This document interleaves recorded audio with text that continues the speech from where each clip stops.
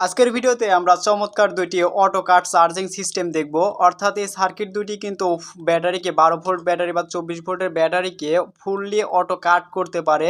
এই সার্কিট দুটি কিন্তু খুবই বেশি ব্যবহৃত হচ্ছে, যার জন্য আজকের এই ভিডিওটি করার। যাই হোক, ভিডিওটি শুরু করার আগে আপনাদের কাছে ছোট্ট একটা রিকোয়েস্ট, আপনারা যারা এখন পর্যন্ত আমার এই ছোট চ্যানেলটাকে সাবস্ক্রাইব করেননি, প্লিজ চ্যানেলটাকে সাবস্ক্রাইব করে আমার পাশেই থাকবেন। কারণ আপনারা যদি আমার এই চ্যানেলটাকে সাপোর্ট করেন, তাহলে কিন্তু আমি নতুন ভিডিও আপনাদের মাঝে নিয়ে আসতে পারবো। সো কথা না বাড়িয়ে চলুন ভিডিওটি শুরু করা যাক। এই যে দুটি সার্কিট দেখছেন, এই সার্কিট দুটির model number HCW M633। Same হওয়া সত্ত্বেও কিন্তু অনেকটা ডিফারেন্স আছে। যেমন ধরুন, এই পাশের যে সার্কিটটি দেখতে পাচ্ছেন, এই সার্কিটটি ব্যবহার করে কিন্তু আমাদের এসএমপিএস পাওয়ার সাপ্লাই বা ট্রান্সফরমার যেটাই হোক না কেন, আমরা যেটা ইনপুট ভোল্টেজ দেব, সেই ভোল্টেজটা কিন্তু কোনোভাবে বন্ধ থাকবে না। অর্থাৎ আমাদের যে পাওয়ার সাপ্লাইটি আছে সেটি কিন্তু 24 ঘন্টা আমাদের বিদ্যুতের সাথে সংযোগ থাকবেই, যার ফলে কিন্তু সেই পাওয়ার সাপ্লাইটা নষ্ট হওয়ার সম্ভাবনা বেশি থাকে। আর এর আরেকটা অসুবিধা হচ্ছে, এটি যে আমরা ব্যাটারিটা যে দুটি তার সংযোগ দিচ্ছি, এই ব্যাটারির তার থেকে, অর্থাৎ এই ব্যাটারি থেকে আমাদের এই পুরো সার্কিটটা কিন্তু পাওয়ার নিয়ে থাকবে। অর্থাৎ আমাদের ব্যাটারি যতক্ষণ এই সার্কিটটার সাথে সংযোগ দিয়ে থাকবে, তত সময় এই সার্কিটটা ব্যাটারির পাওয়ারে চলবে।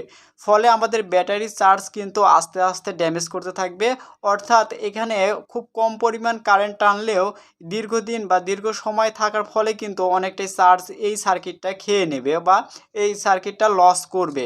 এটা হচ্ছে আমাদের এই সার্কিটটার অসুবিধা। এছাড়া কিন্তু আমরা এই সার্কিটটাতে 6 ভোল্ট থেকে 60 ভোল্ট ইনপুট দিতে পারবো খুব সহজভাবেই, এবং আমরা 6 থেকে 60 ভোল্টের যে কোনো ব্যাটারি এই চার্জিং সিস্টেমটার মাধ্যমে কন্ট্রোল করতে পারবো। অপরদিকে আমাদের এই সার্কিটটা দেখতে পাচ্ছেন, এই সার্কিটটার মডেল নাম্বারও সেম HCW M633। এই সার্কিটের মাধ্যমেও কিন্তু আমরা ব্যাটারিটাকে ফুললি অটো কাট করতে পারি। তবে এই সার্কিটটার চেয়ে এই সার্কিটটা কিছুটা ডিফারেন্স আপনারা অবশ্যই নিজেরাই দেখতে পাচ্ছেন।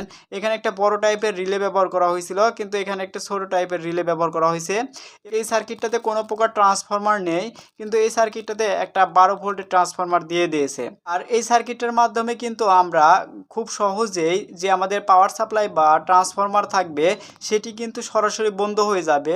অর্থাৎ আমাদের যে পাওয়ার সাপ্লাই, যে ট্রান্সফরমার দিয়ে চার্জ করব ব্যাটারিটি, সেটি সরাসরি যখন ব্যাটারিটা ফুল চার্জ হয়ে যাবে, তখন সরাসরি ওই ট্রান্সফরমার বা ওই পাওয়ার সাপ্লাইটাকে বন্ধ করে দিবে, 220 ভোল্ট সাপ্লাই বন্ধ করে দিবে, যার ফলে কিন্তু আমাদের অটো কাট চার্জিং সিস্টেমটা হবে।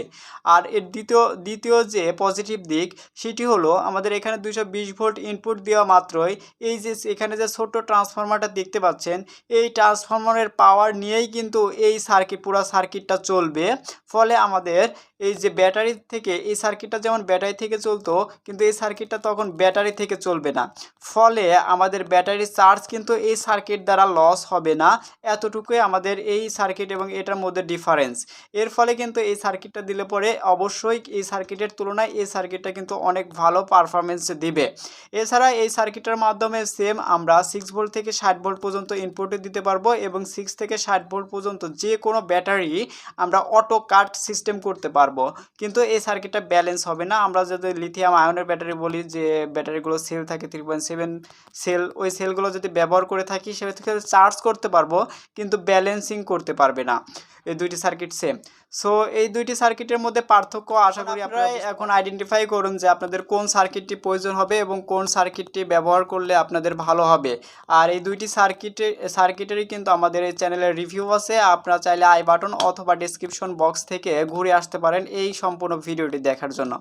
সো যাই হোক, ভিডিওটি আর বড় করতে যাচ্ছে না। যারা আমার এই চ্যানেলে নতুন আসছেন, প্লিজ চ্যানেলটাকে একটু সাবস্ক্রাইব করে আমার পাশেই থাকবেন। কারণ আপনারা যদি সাপোর্ট না করেন, তাহলে কিন্তু আমি নতুন ভিডিও নিয়ে আপনাদের মাঝে হাজির হতে পারবো না। সো আপনাদের কাছে রিকোয়েস্ট থাকবে, যারা চ্যানেলে নতুন আসছেন তারা অবশ্যই চ্যানেলটাকে সাবস্ক্রাইব করবেন, আর যারা অলরেডি সাবস্ক্রাইব করেছেন তাদেরকে অসংখ্য ধন্যবাদ।